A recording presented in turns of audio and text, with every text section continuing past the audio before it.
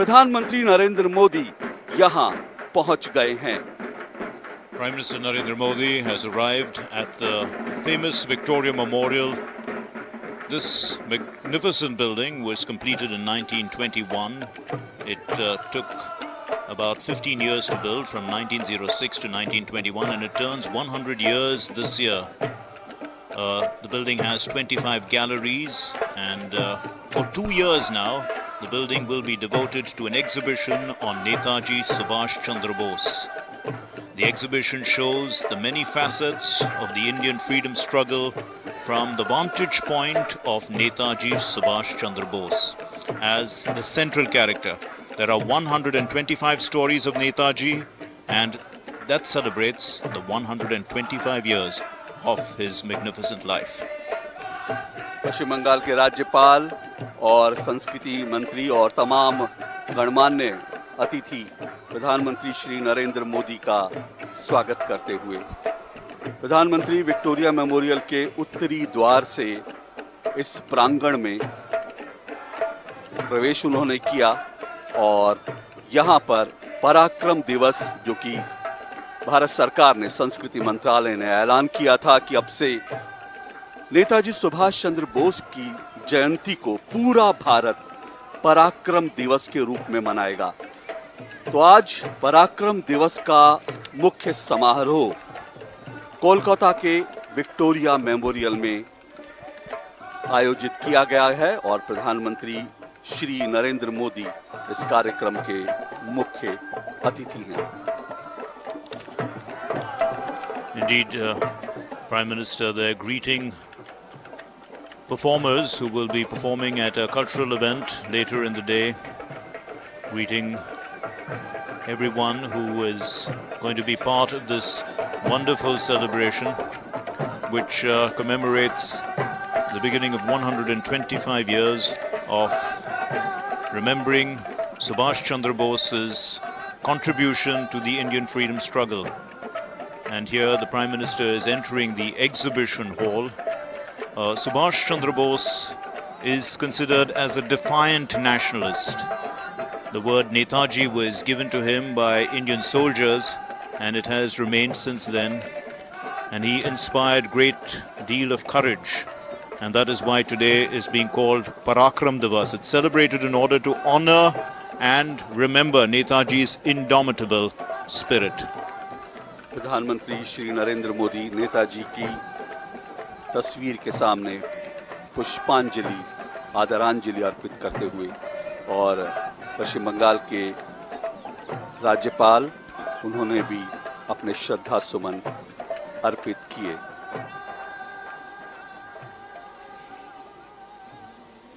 नेताजी सुभाष चंद्र बोस, जिन्होंने कहा था कि मेरे पास एक लक्ष्य है और वो लक्ष्य है भारत की आजादी।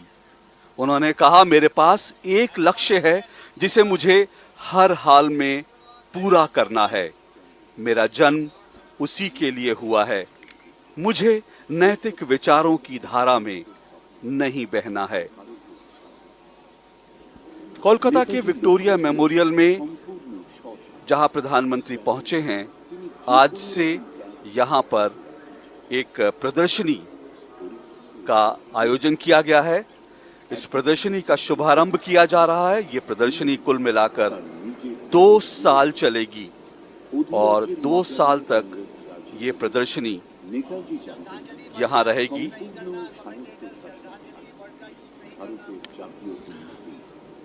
Prime Minister has entered the exhibition hall, and he passed a frame which showed Jai Hind written in Bengali, and we must remember the importance of the word Jai Hind. It comes from the Indian National Army, was made popular by Subhash Chandra Bose and has been adopted, of course, by India and the government of India. Jai Hind, it dates back to a statement made by Subhash Chandra Bose, which refers to the duty of the people of the country to pay for freedom with blood. The freedom that we win through our sacrifices, we shall be able to preserve with our own strength. Give me blood and I will give you freedom. Jai Hind.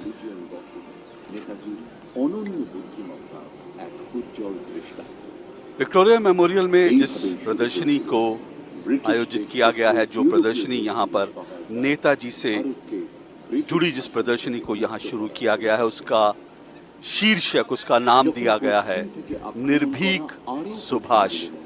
ये प्रदर्शनी 2 वर्ष तक यहाँ रहेगी और इस प्रदर्शनी में नेताजी से जुड़ी तमाम स्मृतियां संजो कर रखी गई हैं। यह प्रदर्शनी एक इंटरैक्टिव प्रदर्शनी है जहां नेताजी के बारे में बहुत खास 125 जानकारियां जुटाई गई हैं, क्योंकि आज से नेताजी की 125वीं जयंती के कार्यक्रमों की शुरुआत हो रही है और इस प्रदर्शनी में नेताजी से जुड़ी 125 जानकारियां जुटाई गई हैं। और जैसा मैंने कहा कि ये एक इंटरैक्टिव प्रदर्शनी है, बहुत सी जानकारियां सवाल जवाब में दी गई हैं। जैसे क्या आप जानते हैं कि टाइम मैगजीन ने कब नेताजी को अपने मुख पृष्ठ पर प्रकाशित किया था, और उसका उत्तर आपको यहाँ प्रदर्शनी में मिलेगा। 7 मार्च 1938 को टाइम मैगजीन ने नेताजी को अपने मुख पृष्ठ पर प्रदर्शित किया और टाइम मैगजीन का वो मुख पृष्ठ आप यहाँ इस प्रदर्शनी में देख सकते हैं। 1939 में त्रिपुरी अधिवेशन की अध्यक्षीय चुनाव में नेताजी ने गांधी जी के उम्मीदवार पट्टाभी सीतारमैया को कितने वोट से हराया था, क्या आप जानते हैं? और उसका जवाब भी आपको यहाँ इस प्रदर्शनी में मिलेगा और उत्तर है 197। इस तरह की तमाम जानकारियां नेताजी के बारे में इस प्रदर्शनी में प्रदर्शित की गई हैं। Indeed, this exhibition is been put in place so that the youth can be inspired to act with fortitude and have patriotic fervor, much like the indomitable spirit and selfless service to the nation of Netaji Subhash Chandra Bose.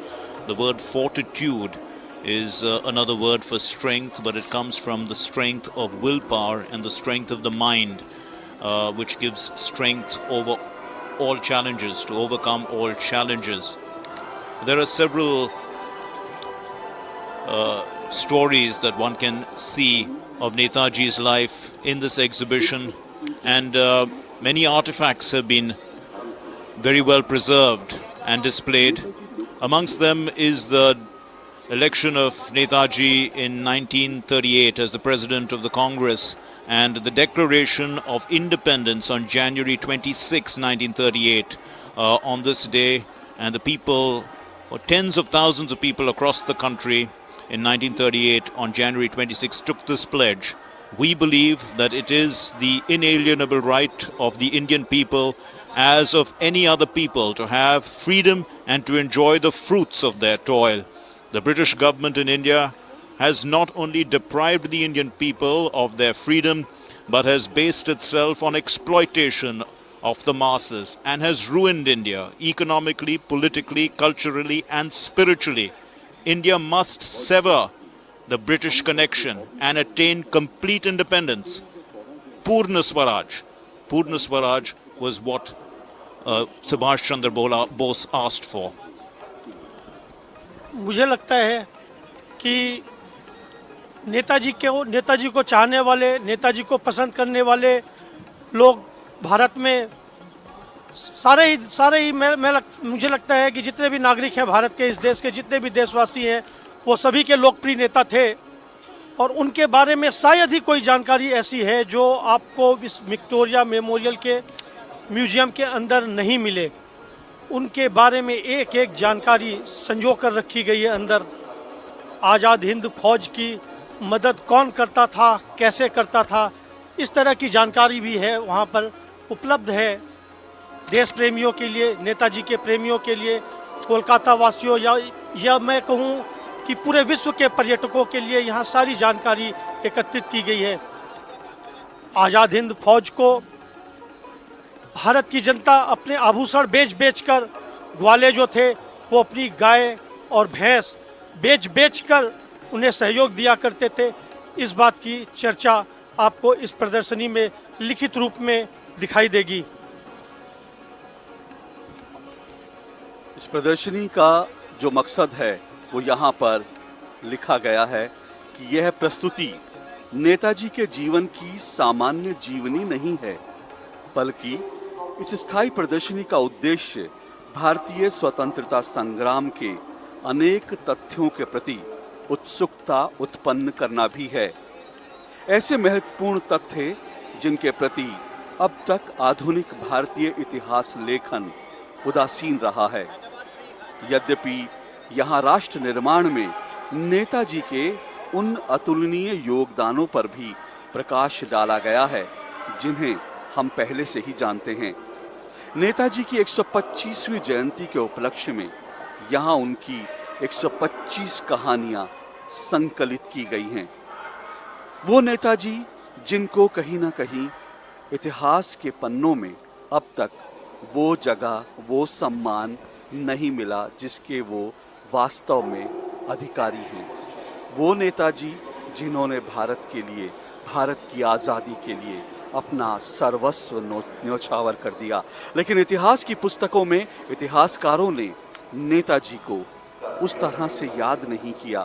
उनके पराक्रम, उनके साहस, उनकी वीरता को किताबों में, इतिहास की पुस्तकों में वो जगह नहीं मिली जिसके वो वास्तव में अधिकारी हैं। और इसीलिए इस प्रदर्शनी का एक मकसद, एक उद्देश्य ये भी है कि नेताजी के बारे में देश की युवा पीढ़ी, देश के बच्चे ज़्यादा से ज़्यादा जान सकें, ज़्यादा से ज़्यादा नेताजी के बारे में उन्हें जानकारी मिल सके।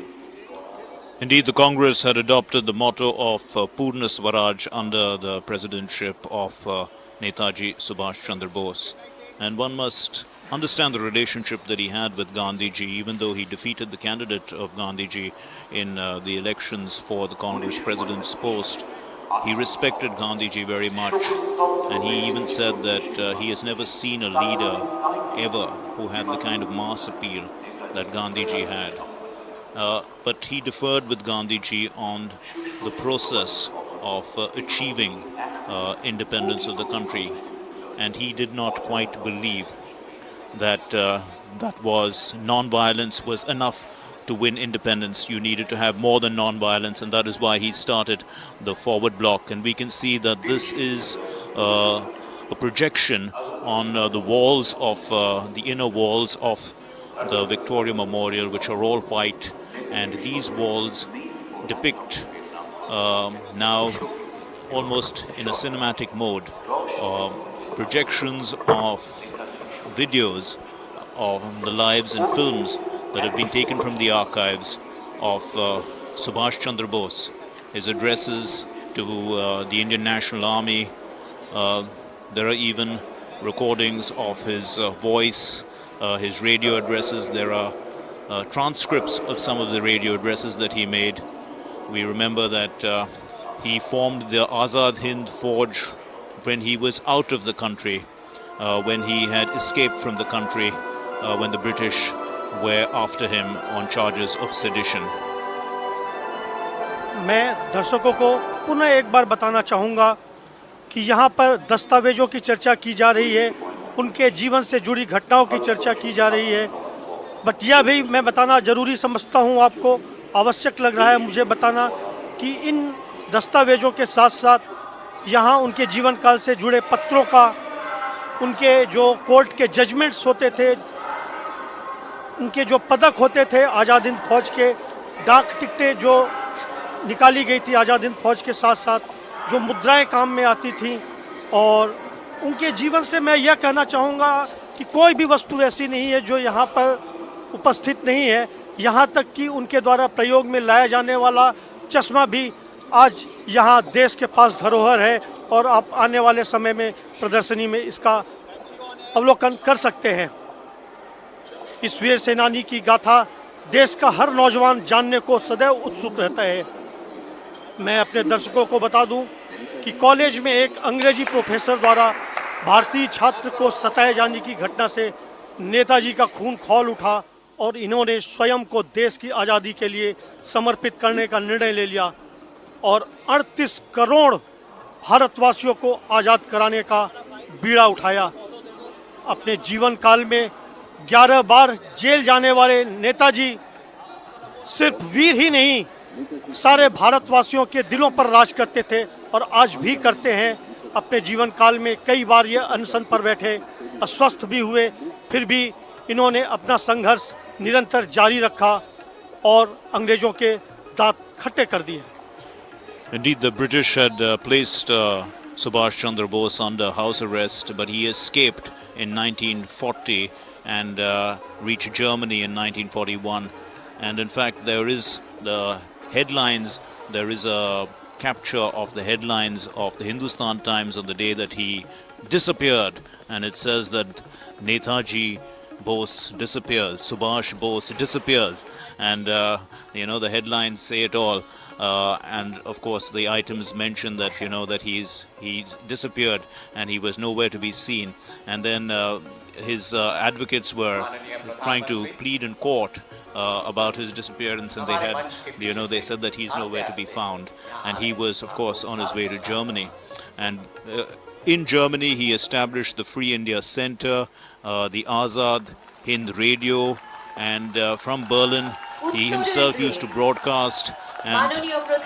और इस वक्त मुख्य समारोह स्थल पर प्रधानमंत्री प्रदर्शनी स्थल का अवलोकन करने के बाद पहुंचे हैं और यहाँ पर उपस्थित लोगों का उन्होंने अभिवादन किया, हाथ हिलाकर उनको प्रणाम करते हुए। और जैसे ही प्रधानमंत्री श्री नरेंद्र मोदी अवलोकन स्थल पर, कार्यक्रम स्थल पर पहुंचे, लोगों ने उनका स्वागत किया तालियां बजाकर। और यहाँ पर एक सांस्कृतिक कार्यक्रम का आयोजन किया गया है नेताजी का स्मरण करने के लिए, उनको याद करते हुए, और प्रधानमंत्री आज सांस्कृतिक कार्यक्रम का हिस्सा बनेंगे।